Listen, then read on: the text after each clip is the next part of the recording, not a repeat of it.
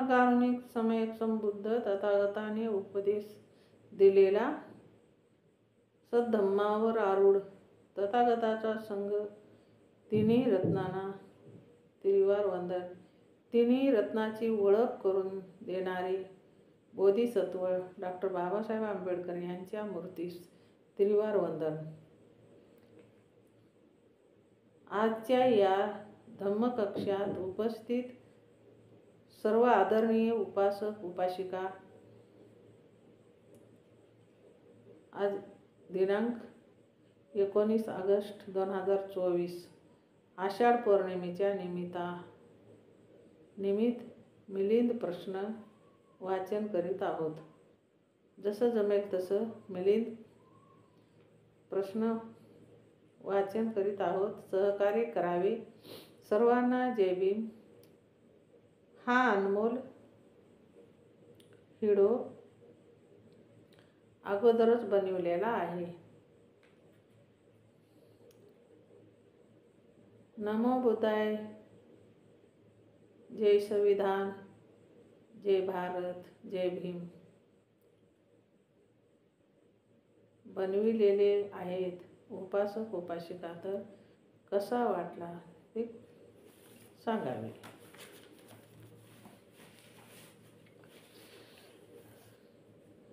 खंड 1 पूर्वयोग.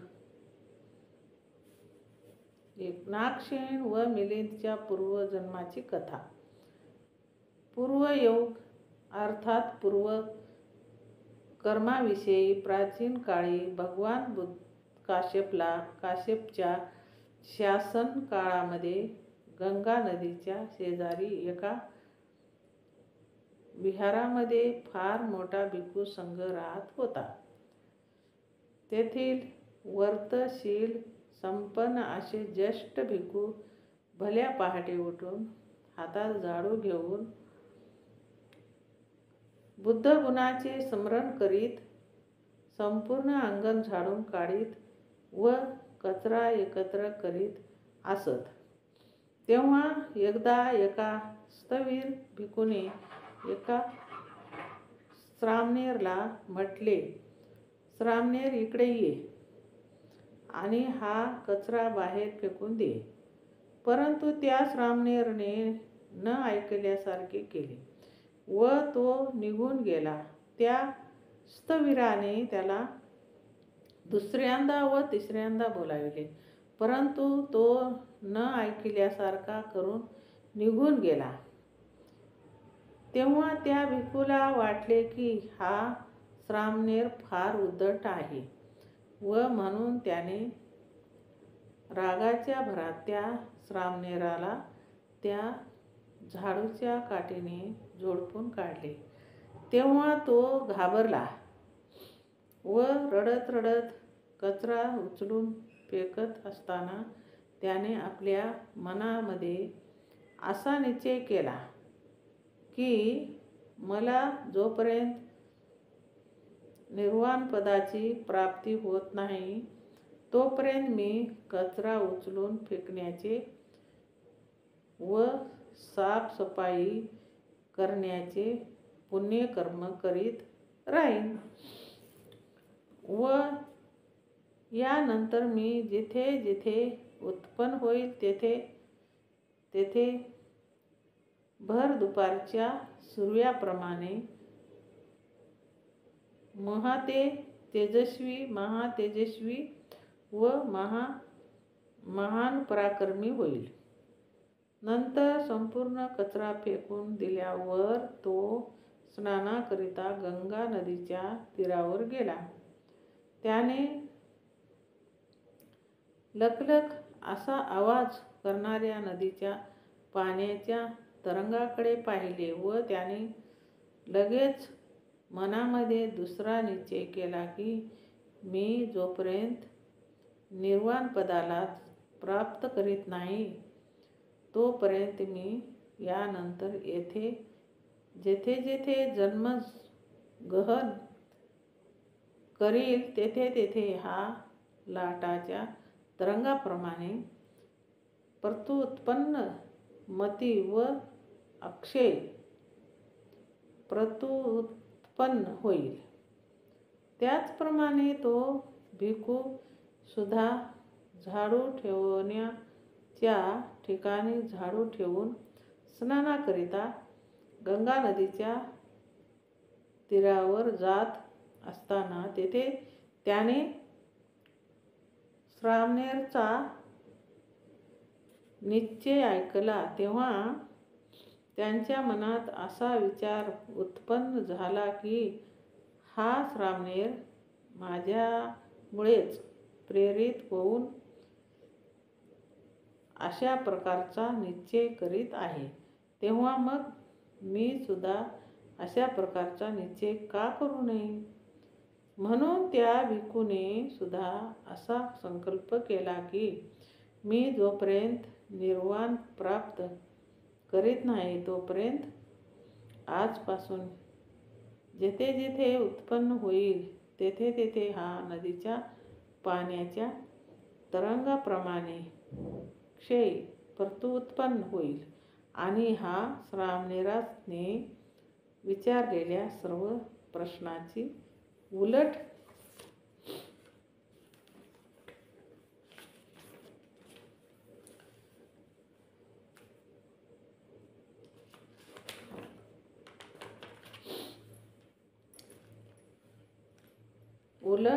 करण्यास समर्थ होईल. त्यानंतर त्या दोघांनी देवलोक व मनुष्य लोकांमध्ये संचरण करीत एक बुद्धातर पूर्ण केले. तेव्हा भगवान बुद्धाने सुद्धा सांगितले होते की ज्याप्रमाणे मोगलीपूत तिस्सस्तवीर त्याचप्रमाणे माझ्या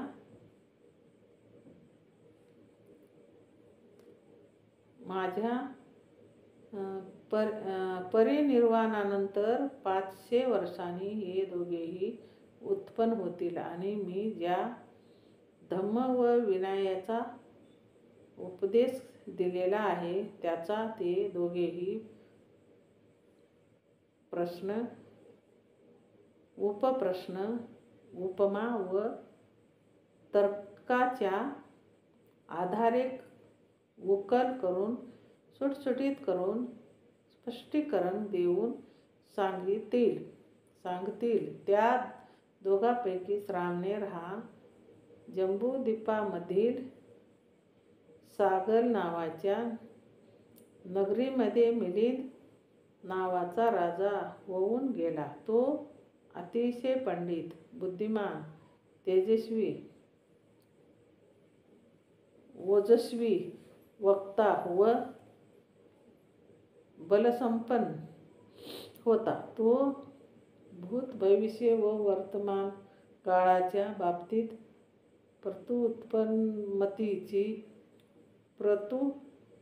उत्पन्नमती होऊन मंत्र, योग व पद्धती, कर्मफळामध्ये उत्पत्तीच्या वेळी विचार करणारा होता.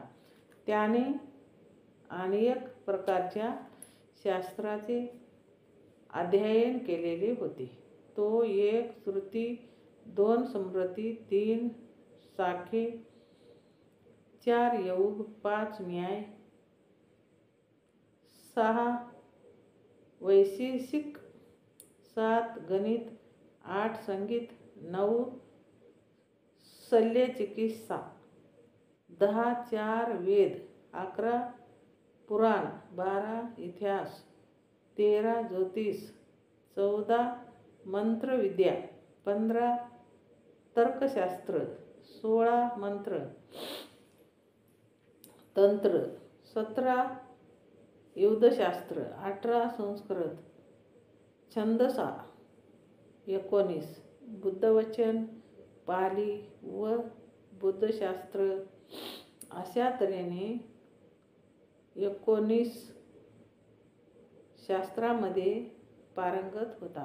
तो वादविवाद करण्यात अद्वितीय व अजिंक्य होता. त्याला सर्व तीर्थंकरांमध्ये श्रेष्ठ मानले जात होते.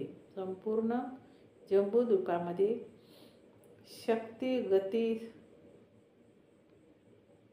शौर्य, प्रज्ञा, धन इत्यादीमध्ये मिलिंद राजासारखा दुसरा कोणीही नव्हता. तो अतिशय धनवान व ऐश्वर्य संपन्न होता.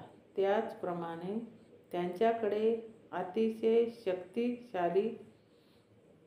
शक्तिशाली सैन्यबळ होते.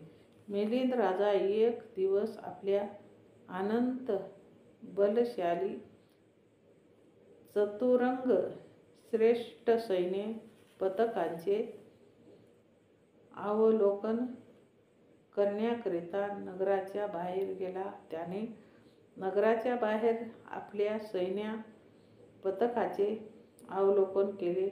नंतर त्या वाद-विवादप्रिय लोकात वितंड वाद्याशी वाद-विवाद करण्यास प्रत्युत्तर विशारद राजाने आपला आळस दूर सारीत सूर्याकडे पाहून आपल्या मंत्र्याला बोलावून म्हटले की, मित्रा, अजून बराच दिवस शिल्लक आहे. तेव्हा आपण लोक एवढ्या लवकर नगरामध्ये प्रवेश करून काय करणार?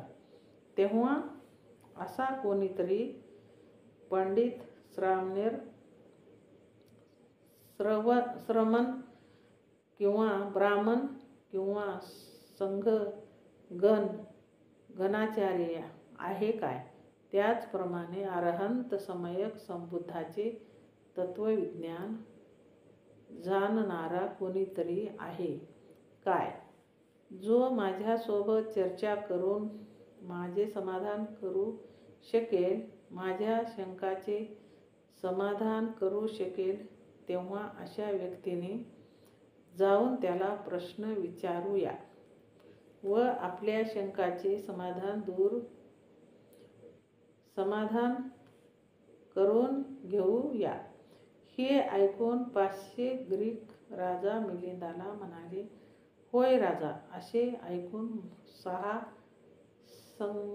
संघाचार्य संघप्रमुख आहेत. एक पुरण, कश्यप, मख्खाली, गोसाल, निगंथनाथ, पूत, संजय, वेलटीपूत, अजित, केस, कंबली व प्रकुद्ध, कच्चायन हे संघनायक, गणनायक, गणाचार्य, जाणकार, यशस्वी तीर्थंकर आहेत. बहुजनांमध्ये सन्मान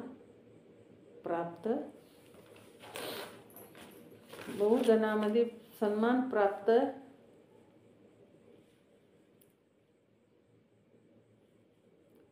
तेव्हा हे राजा, आपण त्यांच्याकडे जावे व त्यांना प्रश्न विचारून आपल्या शंकांचे समाधान करून घ्यावे.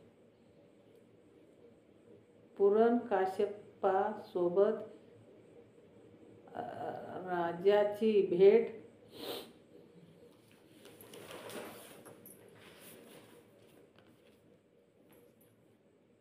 आपण इथंच थांबूया. उर्वरित भाग. पुरण काश्यपासोबत राजाची भेट हे भाग आपण उद्या घेऊया 20 तारखेला. तोपर्यंत कसं वाटलं काय नाही कमेंट करून कळवा. जय भीम, जय संविधान.